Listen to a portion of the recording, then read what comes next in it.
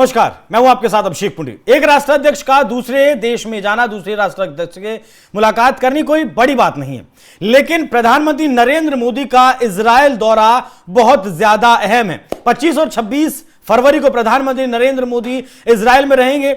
Israel जैसे प्रधानमंत्री नरेंद्र मोदी पहुंचे, खुद इजरायल के प्रधानमंत्री बेंजामिन नेतन्याहू ने अपनी पत्नी के साथ प्रधानमंत्री मोदी का स्वागत किया। जैसे प्रधानमंत्री बाहर आए, इजरायल के प्रधानमंत्री की तरफ से हाथ जोड़कर भारत के प्रधानमंत्री का स्वागत किया गया। तस्वीरों में आप देख सकते हैं। साथ ही यहां एक कोइंसिडेंस भी हुआ, प्रधानमंत्री ने अपनी जेब पर जो स्क्वायर लगाया हुआ था और बेंजामिन नेतन्याहू की जो पत्नी है उन्होंने, दोनों ने ही मतलब उनका ड्रेस का कलर जो है वो मैच हुआ। तस्वीरों में आप देख सकते हैं किस तरीके से भगवा में इजरायल नजर आ रहा है। लेकिन इस यात्रा को एक इम्तिहान कहा जा रहा है, क्योंकि प्रधानमंत्री नरेंद्र मोदी इससे पहले 2017 में इजरायल गए थे।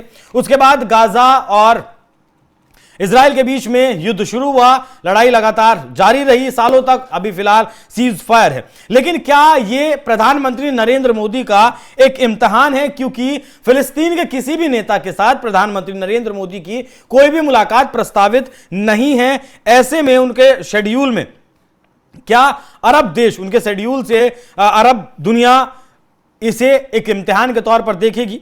क्या अरब दुनिया पर इसका कोई असर पड़ेगा? क्योंकि साल 2017 में मोदी इजरायल जाने वाले पहले भारतीय प्रधानमंत्री थे। इसके बाद दोनों देशों के रिश्ते सुधरे और फिलहाल भारत इजरायली हथियारों के सबसे बड़े खरीदारों में से एक है। एनालिस्ट का कहना है कि मोदी का दौरा भारत की विदेश नीति का टेस्ट करेगा, क्योंकि दिल्ली इजरायल और दूसरे मिडिल ईस्ट देशों, खासकर से मुस्लिम मुमालिक के साथ रिश्तों को बैलेंस करने की कोशिश कर रही है। बाकी यहां पर भारत यह दिखाना चाहता है कि वो इजरायल के साथ अपनी पार्टनरशिप के लिए कमिटेड है। साथ ही मिडिल ईस्ट में अपनी प्राथमिकताओं को भी बैलेंस करने की कोशिश कर रहा है। भारत ने 7 अक्टूबर को इजरायल में हुए हमले की निंदा की तो गाजा में आम लोगों के मारे जाने पर भी चिंता जाहिर की। भारत ने फिलिस्तीन के 2 स्टेट समाधान के लिए भी अपना समर्थन दिखाया था। प्रधानमंत्री मोदी का यह दौरा ऐसे समय में हो रहा है जब क्षेत्रीय तनाव बढ़ा हुआ है। एक बड़ी चिंता अमेरिकी राष्ट्रपति ट्रंप की ईरान के खिलाफ मिलिट्री कार्रवाई की धमकी है। अमेरिका हाल के हफ्तों में इस क्षेत्र में अपनी मौजूदगी मजबूत कर रहा है ताकि ईरान पर अपने न्यूक्लियर प्रोग्राम को रोकने के लिए दबाव डाला जा सके। बाकी विशेषज्ञों का यह भी कहना है कि मोदी के दौरे का फोकस पूरी तरह से द्विपक्षीय बातचीत पर होगा।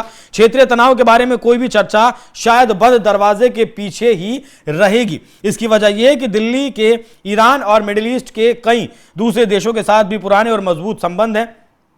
यहां कहा यह भी जा रहा है कि भारत की राय है कि क्षेत्रीय झगड़े इस क्षेत्र को ही सुलझाने हैं। जैसे भारत अपने मामलों में बाहरी दखल की उम्मीद नहीं करता, वैसे ही मिडिल ईस्ट पर भी यह सिद्धांत लागू होता है। विशेषज्ञों का यह भी मानना है कि यह विजिट इंडिया का लॉन्ग टर्म स्ट्रेटेजिक कैलकुलेशन दिखाता है।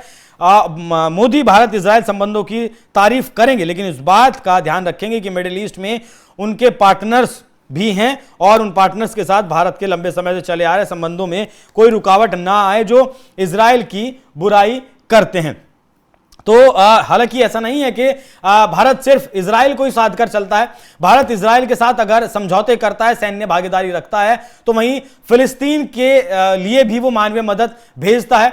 फिलिस्तीन को वो मानवीय सहायता वक्त वक्त पर पहुंचाता रहा है। वक्त वक्त पर जब भी फिलिस्तीन को या फिर गाजा में जब भी मानवीय मदद की जरूरत पड़ी है, प्रधानमंत्री नरेंद्र मोदी ने उससे कभी भी कदम पीछे नहीं खींचे हैं और गाजा को मानवीय सहायता दी है। गाजा को मान्यता देने के लिए, फिर कहें कि फिलिस्तीन को भारत मान्यता देता है, और जो 2 नेशन थ्योरी है, मतलब एक इजरायल और एक फिलिस्तीन, भारत इसे भी मान्यता देता है। जो फिलहाल ट्रंप की तरफ से पीस बोर्ड का गठन किया गया है, भारत उसका भी सदस्य है। भले ही वो अस्थायी सदस्य है, स्थायी सदस्यता भारत ने इस पर नहीं ली है। हालांकि ट्रंप ने कहा था कि स्थायी सदस्य पाकिस्तान जैसे देशों ने लिए, लेकिन भारत ने नहीं ली है। भारत बातचीत पर विश्वास करता है। वो रूस और यूक्रेन का झगड़ा, भारत चाहता है कि बातचीत की टेबल पर दोनों आए और अपना आपस में सहमति बनाकर युद्ध को रोकें। भारत गाजा और इजरायल के बीच में भी यही चाहता है कि बातचीत की टेबल पर दोनों देश आए, सहमति हो और आराम से लोग जीवन यापन करें। तो देखना होगा कि अरब देशों का इस प्रधानमंत्री मोदी की इस यात्रा पर क्या कुछ जवाब आता है, क्या कुछ प्रतिक्रिया आती है, वो बड़ी अहम रहेगी। बाकी आप लोग भी क्या मानते हैं कि मिडिल ईस्ट के देशों के लिहाज से प्रधानमंत्री नरेंद्र मोदी का ये एक इम्तिहान है? अपनी राय हमें कमेंट बॉक्स में जरूर दीजिएगा। नमस्कार।